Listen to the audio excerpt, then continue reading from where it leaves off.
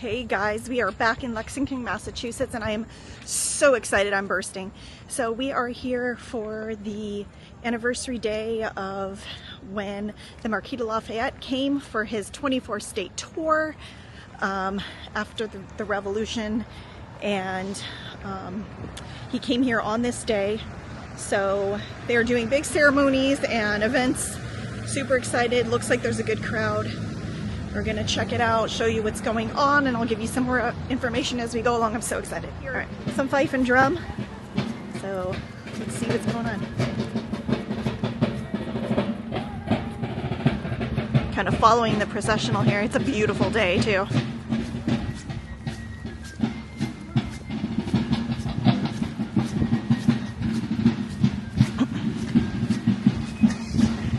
Looks like they're headed to the Lexington Battle Green.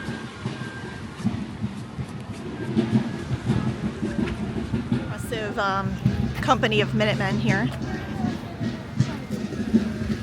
or a Massachusetts local militia. Now they did line up like that, so when he came back on his tour, there were several still alive from the Revolution. I mean, he even met with John Adams and Thomas Jefferson. I'll give you more details on the actual tour later, but there were several soldiers here that, you know, were here in April of 1775. Society and our community partners, it is my pleasure to welcome you to this reenactment of Lafayette's 1824 visit to Lexington exactly 200 years ago today. Now, a word about our hero and why it was such a big deal and why there was such commotion on this screen and across America as he toured the country 200 years ago. As you watch the pageantry, I urge you to do more than that, to reflect on what could have generated that much adulation. And the fact is, the truth of it is that Lafayette was more than just a great general. He was a great human being. It's actually difficult to describe just how wonderful he was. He was the kind of person who at 19 as a Frenchman volunteered for the American cause and bought a ship to come here to serve. He almost immediately took a bullet for the American cause. He almost immediately befriended General Washington, who did not warm up to people that quickly. There were plenty of French noblemen who came here seeking glory during that war, and he was seeking glory to some extent too, but not all those noblemen wintered at Valley Forge, stayed there with the troops, suffered along with them, and spent their own money to try to help them get through that winter. Lafayette did. He returned to France and continued the fight for freedom and liberty and the rights of humankind, for basically a fundamental faith in the value of the human race. And I should add, he absolutely loved every minute of attention and adulation he received, and he made no secret of it. That's one of the best reasons to see you here today, to celebrate. He would be thrilled that we're doing this. So, he came here 200 years ago to cheer us on, and cheer us up, and get cheered in return, and that's what we're here to do.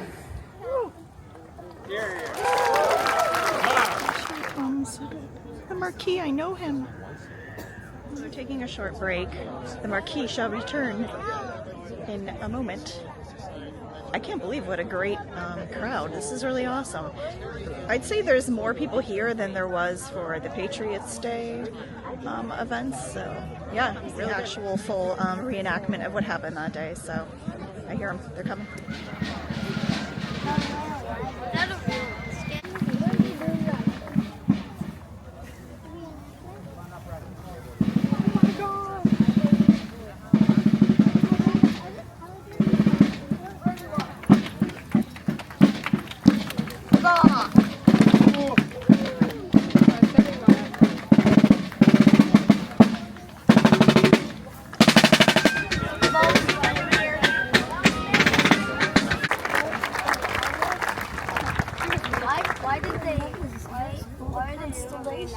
behalf of the Committee of Arrangements and the inhabitants of Lexington, General, allow me, sir, to tender you the assurances of our most respectful and cordial welcome to our town.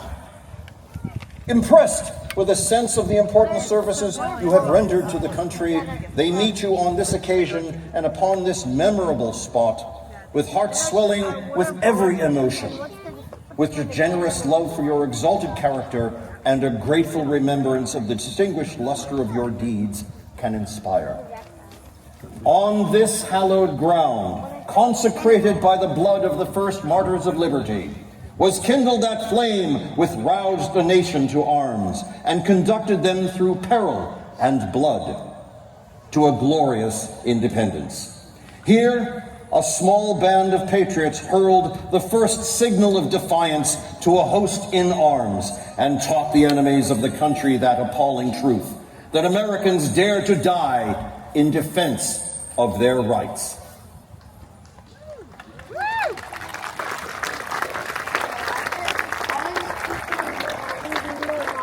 The hardy and virtuous yeomanry of our country offer you the sincere tribute of their warmest affections.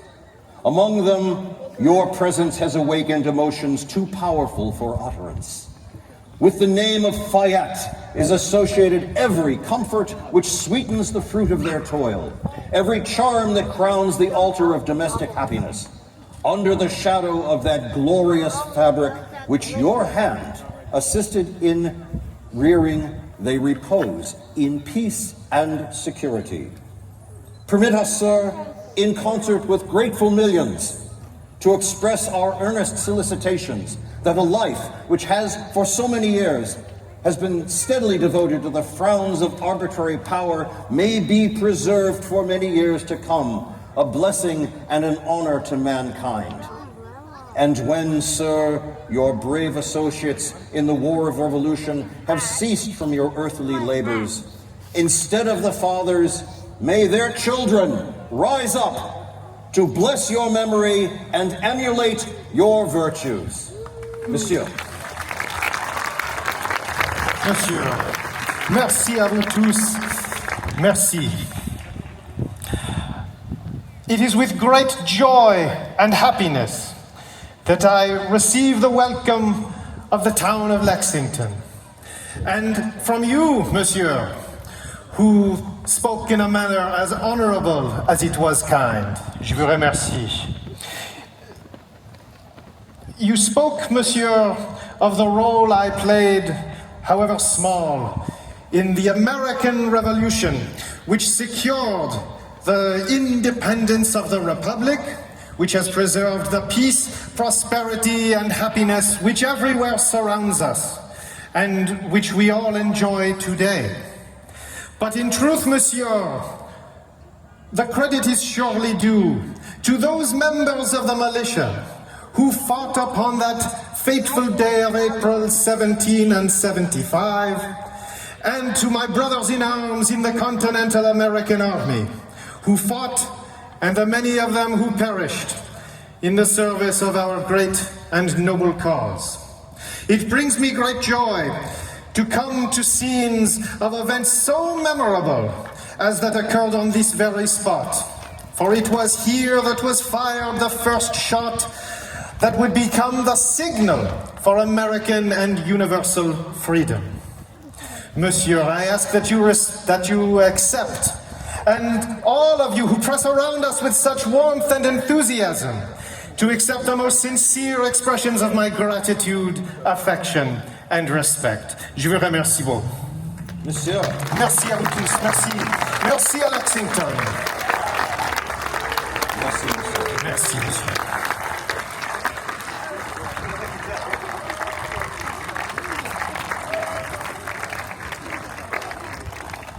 Monsieur le Général, may I present to you a veteran of the fight, William Monroe, Jr., who will read the inscription on this monument. Sir. Sir. This monument is sacred to liberty and the rights of mankind. the freedom of the independence of America. Can't be the only one that noticed that this guy sounds like Biff, aka Tom Wilson. By the inhabitants of Lexington, under the patronage and of the expense of the Commonwealth of Massachusetts. To the memory of their fellow citizens, Ensign Robert Monroe, Monsignors Jonas Parker, Samuel Hadley, Jonathan Harrington Jr., Isaac Muzzy, Caleb Harrington, and John Brown of Lexington, and Ashell Porter of Woburn, who fell on this field, the first victims to the sword of British tyranny and oppression. On the morning of the ever-memorable 19th of April, Anno Domini 1775, the die was cast. The blood of these martyrs in the cause of their country was the cement of the union of these states, then colonies, and gave spring to the spirit, firmness, and resolution of their fellow citizens. They rose as one man to revenge their brethren's blood, and at the point of the sword to assert and defend their native rights. Righteous heaven approved the solemn appeal, victory crowned their arms, and the peace, liberty, and independence of the United States of America was their glorious reward. Guest, General Lafayette, Isaac and I are but two of the 14 men who were here on this ground on that sacred morning of April 19th, 1775. We stood in the ranks with Captain Parker's company, and we watched as hundreds of His Majesty's troops marched up the road and then came furiously onto the common, standing all of a rod or two away from us, acting more as a mob, not as soldiers. The soldiers began to break into our homes. The officers hurried them back into ranks, where they gave free cheers to celebrate their so-called victory. They then marched off toward Concord, leaving 7 of our company dead or dying, and pouring out their life's blood on this very ground. We still weep for our brothers, but we do not pity them. They died for the country and for liberty.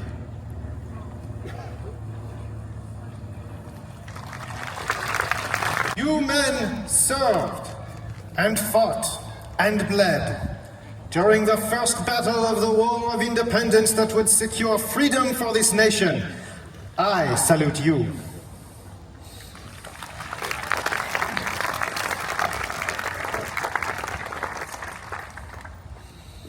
Monsieur le Général, may I at this time introduce to you the 14 surviving members of the Lexington Militia from April of 1775.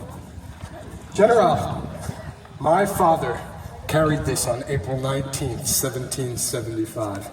It was in his hands that the work that both you and Washington so gloriously finished began. I'm very glad that it makes your acquaintance.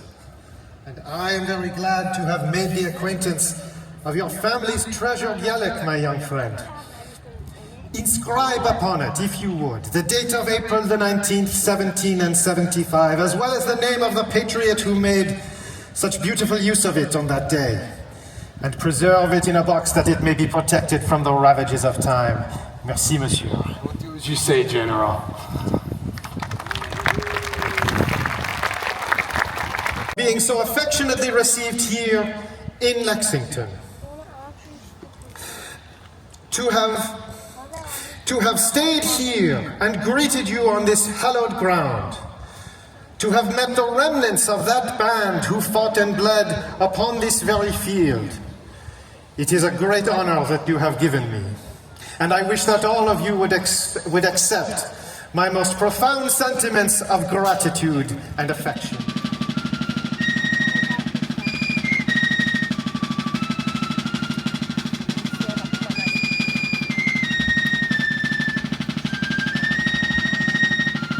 Marquis de La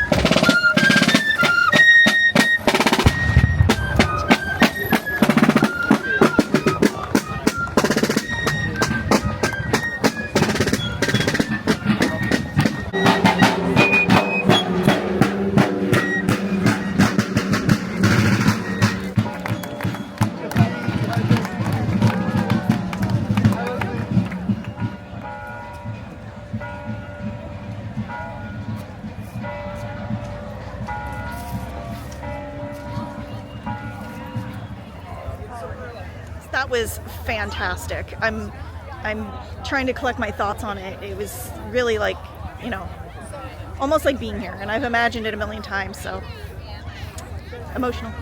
Really cool. Looks like they've all gathered in front of Buckman Tavern.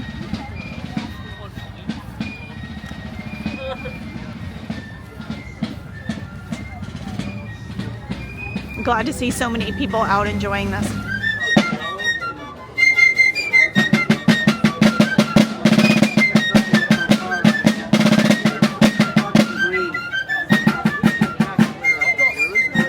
They say never meet your heroes, but in this case, I've met him, and Lafayette is second to none. Emotions have settled somewhat. Like I said, that was really fantastic, and overall great vibe here today as well. Just a bunch of people and families, all ages, coming out to enjoy a bit of history in beautiful Lexington, and it was such a great day. Beautiful weather, so nice to see so many folks coming out to get a glimpse of the esteemed Marquis de Lafayette. In those speeches, they said it pretty well. I don't really know what they said that was missed, but basically my thoughts on it. So why do we love the Marquis and pay so much attention to him? Well, you know, he came here at the age of 19 and had really everything to lose by doing that. He was a French aristocrat, had a beautiful young wife, and no need to come here, but it is well documented and said that when he heard of the word liberty, I'm sorry if I piss people off with my bad accents again, he loved her and wanted to fight for her, and when he heard of this place called America, he knew that they went hand in hand, and it was the same, and he just wanted to be a part of that cause. He comes and he is so impressive, impresses all the right people, but in an authentic type of way. George Washington would go on to say that he loved him like his own son. He really became his son since he didn't have any children of his own. He really kind of stood in as for that role, and that was a lifelong friendship and love. So he ends up coming to America in 1777, and he would go on to be right in the thick of things in a lot of the major battles of the Revolutionary War for independence, and a hero, upstanding guy, always giving of himself, never asking anything. He didn't get paid for any of the work that he did. And the thing is, you know, when I think of the Marquis de Lafayette, I think of His Excellency General Washington. And I don't think there's any bigger compliment that you could give a man than to have that type of association in hearts and minds of people. And I definitely look at it that way, and I'm sure I'm not alone in that. The two kind of really go hand in hand. He had the youth going for him, where General Washington had a little bit more age and wisdom, experience with the 7 years of French and Indian War. The Marquis, this was his foray into battle, but he would go on to also fight in France after the war here. So a very full life. So the Marquis fights, and importantly as well, he gets the rest of France's backing monetarily, physically. I always say that there's a few things we couldn't have won this war without, and one of them, definitely the French. Next are spy ring, divine providence, and General Washington. So those are kind of my top four things that really got us through. The Marquis would go on to have a name synonymous with liberty, heroism in this country, and with good reason. So on a more personal level, you know, he had this great love story with his wife. They got married very young, but it developed into something amazing. They had 4 children. His first son, he named George Washington Lafayette, after his beloved adopted American father, General Washington. And seriously, talk about like couple goals. Like, these were amazing people. His wife gave up everything. She was one of the most wanted people in France, and during the Revolution, her family was taken prisoner. She was narrowly almost killed by guillotine. It was Elizabeth Monroe, President Monroe's wife, that actually went to France and secured her freedom. So dicey stuff. But her family was murdered for this. And that's partly because the Marquis took the principles that he learned here and took them with him to France. And that carried over because he wanted to make sure that the feudal system there was gone forever. He wanted something resembling more of a republic like we had gained, and that just wasn't going to happen. And he would not stand for Bonaparte's government. He wanted to restore a freedom-loving French crown, which sadly didn't happen, but he fought very well in it, to the point where he actually, when the prisoners were locked up in the Bastille in Paris, he broke it down. He was part of that riot, stole the key from the Bastille and gave it to General Washington. If you go to George Washington's Mount Vernon today, you can see the key presented by Lafayette to him in his hallway right before you go up the stairs. So that's a fun little fact. They were very close. I can't overstate that. But that's just a little bit about his life. I could go on and on. As you see, it's somebody that this is, talk about my wheelhouse. Like, this is definitely it. If there's an it, this is it. So gosh, what a great day. It was so great. It's always fun to you know, be in the presence of these people and imagine what it was like and experience a educational program like this and reenactments that are really well done, and it's so great. So yeah, this is just one step. I mean, so when he came, he first got off in New York, and he kind of worked his way around. He, you know, went to Pennsylvania, went to Connecticut, New Hampshire, the seacoast, here, and he would continue on. He made it to the southern states, any state of the 24 that was a state at the time, he did visit. The longest time spent in any one place was with Thomas Jefferson at his Monticello estate in Virginia. He was there for 11 days with a then very elderly Thomas Jefferson, who he embraced. They hugged and cried, and it was an emotional thing. Like I said, spent 11 days personally with him at Monticello before he continued the rest of his tour, and eventually left for New York and sailed back to France, where he survived 10 more years before passing away. But a life well lived and worth honoring, to be sure. It's like 75 degrees. Did I mention how gorgeous it is? Super gorgeous. So in 2013, I guess it was 300 years of Lexington. I mean, there's something to read everywhere around here. Well, I think that's gonna do it. I hope you guys enjoyed. If you have any questions about the Marquis de Lafayette, the event, or Lexington, leave it in the comments. Thanks so much for hanging out. I'm that history chick like Patrick Henry. I know no way of judging the future but by the past. And we will see you soon with more fun stuff coming your way. Hey, do me a favor. Go ahead and like, share, subscribe, all that stuff. And here comes bonus footage. It's even broken. We need to break the space-time continuum. Fire up the flux capacitor. Marty, get the DeLorean. Go back to 2013. They've erected a clock tower. My child's laughing at me. Is it a bad impression? You do it then. Marty. If Dom was from Massachusetts. Marty, get the DeLorean. I'm sorry. You guys have to endure my bad impressions. Also, a little while ago, these teenage girls were giggling and like, why is that man in a kilt? And this girl's like, I don't know, maybe he's Scottish. Officer, no, it was the poppy seed loaf. Like I've said a million times, but seriously, especially here. Like, look at this. This is just the dry cleaners. Look how cute that dry cleaners is. Look how cute that nail salon is. Look how cute that park is. It's cute. It's cute. Everything's cute.